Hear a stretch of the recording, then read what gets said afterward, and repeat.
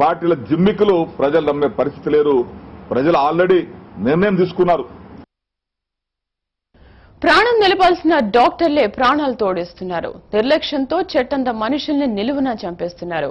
Hyderabad Lazarus hospital నిర్వాకానికి ఓ నిండు ప్రాణం బలైపోయింది.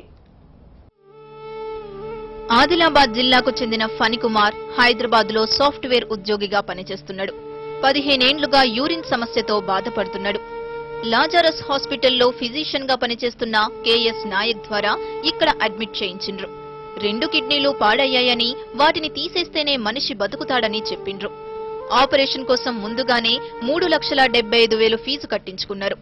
ఫణికుమార్ కి కిడ్నీ ఇవ్వడానికి అతని తల్లి ముందుకొచ్చింది. ఆపరేషన్ కు ఏర్పాట్లు పూర్తి చేసిండ్రు. డాక్టర్ సాంబశివరావు ఆధ్వర్యంలో ఆపరేషన్ అయిపోయింది. ట్రాన్స్ప్లాంట్ చేసిన డాక్టర్ వెంటనే అమెరికా వెళ్లిపోయిండు. అంతా బాగుందన్న టైంలోనే ఫణికుమార్ మూత్రాశయం నుంచి రక్తం రావడం మొదలైంది. అదేమని డాక్టర్లను అడిగితే అంత చెడు రక్తమని అదలాగే పోతుందని సర్ది చెప్పారు. నిజమే కాబట్టి తల్లిదండ్రులు నమ్మి మీ కొడుకు చనిపోయాడని చావు కబురు చల్ల చెప్పారు. అనుకోకుండా ఈ కిడ్నీ గత 15 సంవత్సరాల నుంచి తిరుగుతూ కంటిన్యూగా నాయక్ గారి దగ్గర మేము ట్రీట్మెంట్ 6 గంట ముందు 3 చేయాలని జరిగింది. కిడ్నీ యూరిన్ రాపోవడం మీరు బ్లడ్ ఎందుకు వస్తున్నా సార్ అని చెప్తే అడిగితే మీ మిసెస్ది కిడ్నీ సైజ్ పెద్దగా ఉన్నది, మీ అబ్బాయిది కడుపు లోపల స్పేస్ అంటే స్థలం తక్కువ ఉన్నది కాబట్టి కిడ్నీ సెట్ కాలేదు, బలవంతంగా సెట్ చేయడం జరిగిందని. అంటే ఇప్పుడు మా అబ్బాయి ప్రాణం పోయింది, ఎవరు తీసుకొచ్చిస్తారు? దీనికి బాధ్యులైనటువంటి డాక్టర్ కేఎస్ నాయక్, తర్వాత సాంబశివరావు, ఈ రవి వర్మ ఎండి హాస్పిటల్ లైసెన్స్ క్యాన్సిల్ చేయాలి. రాత్రి వరకు బాగానే ఉన్న మనిషి ఎలా చనిపోతాడని నిలదీయడంతో అసలు విషయం బయటపడింది. ఫణికుమార్ కు ఇచ్చిన కిడ్నీ పెద్దది కావడం వల్ల అది అతనికి సరిపోలేదట. నిజానికి కిడ్నీ ట్రాన్స్ప్లాంటేషన్ చేసే ముందు అన్ని రకాల టెస్టులు చేసి ఆపరేషన్ చేస్తారు.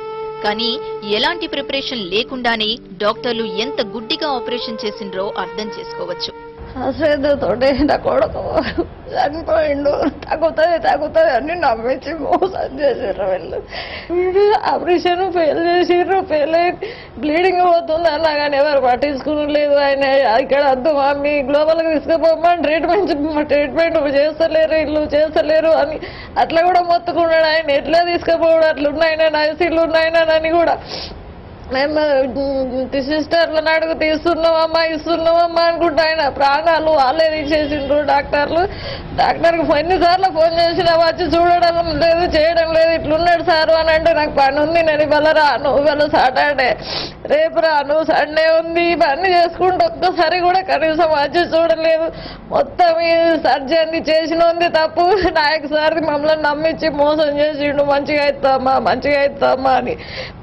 బ్లీడింగ్ అవుతుంది చూడను సార్ అంటే బెస్ట్ బ్లడ్ అమ్మా ఏం కాదు అనుకుంటా. అట్లా కూడా పట్టించుకోలేదు.